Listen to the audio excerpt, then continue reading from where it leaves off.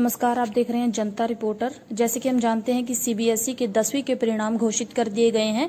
इसमें कालांवाली से Saint Xavier school की छात्रा जपनीत ने स्कूल और ब्लॉक लेवल पर प्रथम स्थान प्राप्त किया है, जिससे जपनीत के माता पिता और स्कूल में भी खुशी का माहौल है। आज स्कूल के द्वारा जपनीत को सम्मानित किया गया। इसमें बेटी के माता पिता ने बताया कि किस प्रकार से वह अपनी बेटियों को कभी बोझ नहीं समझती हैं और इस पुरुष प्रधान में भी उनके लिए 2 बेटियां होना गर्व की बात है। वह आगे भी बेटी के उज्जवल भविष्य की कामना करती हैं, जिसमें स्कूल की प्रिंसिपल श्रीमती सोनिया कंबोज, डायरेक्टर चरणजीत कौर के द्वारा जपनीत की हौसला अफजाई की गई। साथ ही उन्होंने बताया कि स्कूल में पढ़ाई के साथ साथ अन्य गतिविधियों में भी जपनीत अव्वल रहती है और साथ ही उन्होंने बताया कि उन्हें जपनीत पर गर्व है। मेरा नाम जपनीत कौर है और मैं Saint Xavier Public School Kalanwali की स्टूडेंट हूँ। कौन सी कक्षा में आपने कौन सा स्थान प्राप्त किया है? मैंने क्लास 10th सीबीएसई बोर्ड में 98.4% स्कोर किया है और मैं मैथ्स और जैसे आईटी सब्जेक्ट्स हैं उनमें मेरे full out of full marks हैं।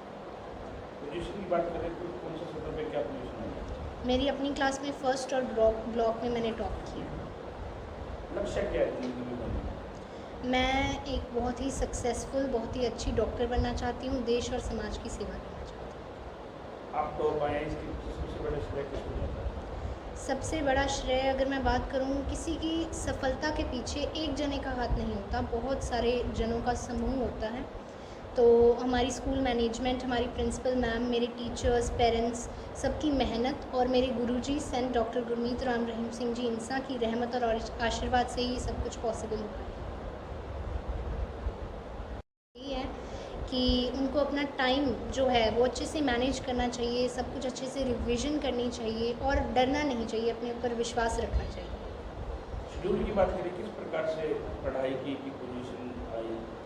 मैं सुबह 4 से 6 पढ़ती थी, उसके बाद स्कूल में जाके मैं अपना टाइम वेस्ट नहीं करती थी। जो रोज़ के रोज़ पढ़ाया जाता था वो घर पे आके रिवाइज़ भी करती थी, एक्स्ट्रा भी पढ़ती थी और स्कूल से आने के बाद पहले मैं रेस्ट करती थी ताकि माइंड पे ज़्यादा बोझ ना हो और रात को मैं जल्दी सोती थी। परिवार में बात करें, किसने ज़्यादा सपोर्ट किया? सारी फैमिली ने ही बहुत सपोर्ट किया, मेरे पेरेंट्स, मेरे भाई बहन और मेरे ग्रैंडफादर। किया है, क्या कहेंगे छात्रा को? ये बहुत गर्व की बात है कि हमारी स्कूल की छात्रा ने टॉप किया है। हमारे स्कूल की मैनेजमेंट और हमारे स्कूल के टीचर्स, हमारा और पेरेंट्स, सबके सहयोग से ही ये पॉसिबल हो पाया है और हमारा यही आगे फ्यूचर में भी हम यही चाहते हैं कि इस तरह से हमारे बच्चे टॉप करते रहें और अग्रणी हों। अक्सर देखा है कि प्राइवेट स्कूलों में एक होड़ लगी रहती है कि बच्चे को हमने सिलेबस पहले करवा दिया, हमने टेस्ट पहले ले लिए, तो उसमें रहता है कि एक जो बात करें तो एक पीरियड करवा दिया, दूसरा छोड़ दिया, एक टेस्ट करवा दिया, दूसरा छोड़ दिया। ऐसा कुछ सेंट्रिक स्कूल में भी ऐसा है कि एक पहला जो पार्ट था वो करवा दिया, लेसन नहीं करवाया, उससे अगला करवा दिया, आगे जाके बच्चों को बड़ी दिक्कत आती है। बड़ी ऐसा कुछ नहीं है कि सेंट जेवियर स्कूल की अगर मैं बात करती हूँ तो सीबीएसई के क्यूरिकुलम के अकॉर्डिंग सिलेबस जो ऑलरेडी प्लान्ड है, उसी क्यूरिकुलम को प्लानिंग को लेते हुए हम मंथली डिवीज़न के हिसाब से सिलेबस को कराते हैं और सारा सिलेबस एनसीईआरटी के अकॉर्डिंग फॉलो करते हुए कंप्लीट करते हैं। सेंट जेवियर स्कूल दूसरे स्कूलों से कैसे अलग है? सेंट जेवियर स्कूल दूसरे स्कूल से मैं कहूँगी कि इस स्कूल में कि हमारी जो मैनेजमेंट है, जो हमारे चेयरमैन सर हैं एडवोकेट शैलेंद्र गंदीवाल जी और मैडम चरणजीत, और मतलब इनका विज़न यही है कि हमारे बच्चे का ओवरऑल डेवलपमेंट हो। यहाँ पे ओवरऑल डेवलपमेंट पे फोकस किया जाता है, चाहे वो एकेडमिक्स है, चाहे वो स्किल है, चाहे वो स्पोर्ट्स है, रोबोटिक्स है, तो बहुत सारी फैसिलिटीज़ हैं और स्किल पे काम करके बच्चे को हर एरिया में विज़न दिया जाता है, उसको आगे लाने की कोशिश की जाती है। किस तरह से बच्चे का बेस तैयार करते हो, नर्सरी क्लास से लेकर के आगे भी तो बच्चा हर इंग्लिश हो, मैथ हो, साइंस हो, हिंदी हो? देखिए अभी रीडिंग की क्लासेस को अलग से दिया जाता है, बच्चे पे फोकस किया जाता है, राइटिंग के लिए हमने अलग से टाइम दिया हुआ है और बच्चे की स्किल पे काम करते हुए प्ले वे मेथड से learning by doing, activity learning पे काम करके और अलग अलग स्किल के अकॉर्डिंग हमने एक्टिविटीज़ उनको दे रखी हैं जिस पे बच्चा जो है वो करके सीखता है। सिर्फ पेपर पेन और कॉपी से वो पॉसिबल नहीं है। और इस पे ध्यान देते हुए हमने हमारे पास उसी के अकॉर्डिंग हमने अपनी फैकल्टी को अपॉइंट किया हुआ है और फैसिलिटीज़, मॉडर्न फैसिलिटीज़ भी हम बच्चों को दे रहे हैं। हमारे सर भी यही कहते हैं कि उनको भी अच्छा लगता है कि कोई और टेक्निक है, कोई नई चीज़ है हम स्कूल में लाएं, उसको इंट्रोड्यूस करें जिससे बच्चों को हम आगे लेकर जा सकें। तो हर फील्ड में वो सहयोग देते हैं इसको करने के लिए। वर्ष 2000 बच्चे और ज़्यादा टॉपर रहे, बच्चे को 2025-26 में हमारे पास अभी मैंने बात की कि स्किल पे हर एरिया पे काम चल रहा है। बच्चे को NCERT के अकॉर्डिंग हम लेकर जा रहे हैं, सिलेबस कंप्लीट करा रहे हैं और उसके साथ साथ उनकी जो है साथ टेस्ट, रिवीजन टेस्ट करवाए जा रहे हैं। बच्चे को हर चीज़ में तैयार किया जा रहा है। रोबोटिक्स है, रोबोटिक्स के हम उनको जो है कि मॉडल्स तैयार करवाए जा रहे हैं। प्रैक्टिकल लर्निंग है तो प्रैक्टिकल के लिए हमारे पास लैब्स हैं। हर लैब के अंदर बच्चे को अकॉर्डिंग टू टॉपिक पे बेस्ड एक्टिविटी कराई जा रही है, जिससे वो करके उसको सीखते हैं और उस पे बेस्ड अगर कंटेंट बेस्ड कोई भी क्वेश्चंस आ जाते हैं CBSE के अंदर तो बच्चा इजीली उसको कर सकता है। केस स्टडी है, असर्शन रीजन है, तो हर चीज़ की प्रैक्टिस दी जा रही है कि बच्चों को ज़्यादा से ज़्यादा अच्छी शिक्षा दी जाए। स्टाफ के साथ कैसा नया क्या 25-26 में कुछ नया लेके आ रहे हैं? सर जो भी हम नया जो भी टेक्निक आती है, जैसे रोबोटिक्स हमने इस साल स्टार्ट की है, जिससे भी हमारे बच्चों का एकेडमिक्स डेवलप हो। हर तरह की हम कोशिश करते हैं, बच्चों को हर साधन हम प्रोवाइड करना चाहते हैं जिससे बच्चे अच्छा सीख सकें।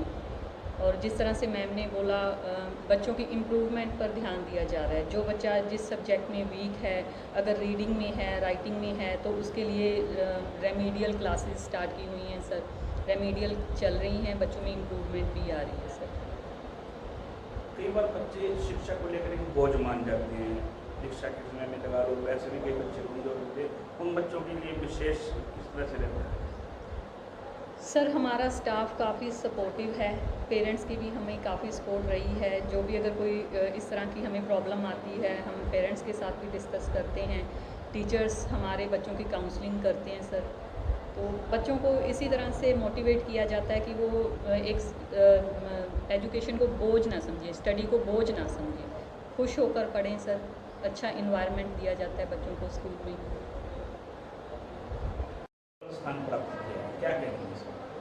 सर मैं बहुत प्राउड फील कर रही हूँ, मुझे बहुत खुश हूँ। अक्सर लोग कहते हैं कि बेटा हो, बेटियों को दरकिनार पुरुष प्रधान देश है। आपकी बेटी ने ऐसा स्थान प्राप्त किया है, क्या कामना करेंगे भविष्य में बेटी कहाँ तक पहुँचे? सर हम तो अच्छा ही सोचते हैं, बेटियों के लिए भी अच्छा ही करें। शुरू से ही मैंने जब ये हुई थी तो ये मेरी सेकंड बेटी है, 2 बेटी हैं मेरे। तो मैं MA BEd हूँ। मैंने जॉब करने की बिल्कुल मन से छोड़ ही दिया था, ख्याल कि भी मैं जॉब नहीं करूँगी। जो बोझ समझते हैं कि दूसरी बेटी हुई है इनकी, उनको मैं मुंह तोड़ जवाब देना चाहती हूँ। एक अक्सर रहता है कि माँ को होता है कि मेरी बेटी रसोई का काम सीख ले, पराया धन है। इस तरह की कोई आप में टेक्निकल कभी हो कि बेटा को आटा गूंथ ले, बर्तन मांज ले, पढ़ाई फिर कर लेना, ऐसा कभी? नहीं सर, ऐसा तो नहीं है भी मैं कोई इनको ये काम छोटे तो होते नहीं।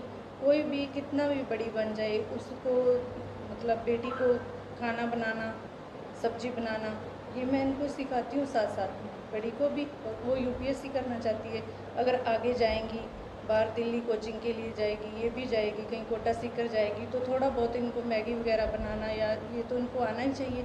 ये मैं इनको सिखाती हूँ साथ में, ये मेरी पूरी हेल्प करती है। आपकी ओर से कभी रहा है कि सब्जेक्ट मूल जी की बेटी तो एक मदद की हो, क्योंकि पढ़ी लिखी माँ है, तो बेटा मैं समझा देती हूँ, ऐसा कभी रहा है? हाँ जी सर, शुरू से इसने कोई ट्यूशन नहीं है इसकी, विदाउट ट्यूशन इसने किया एग्ज़ाम क्रैक।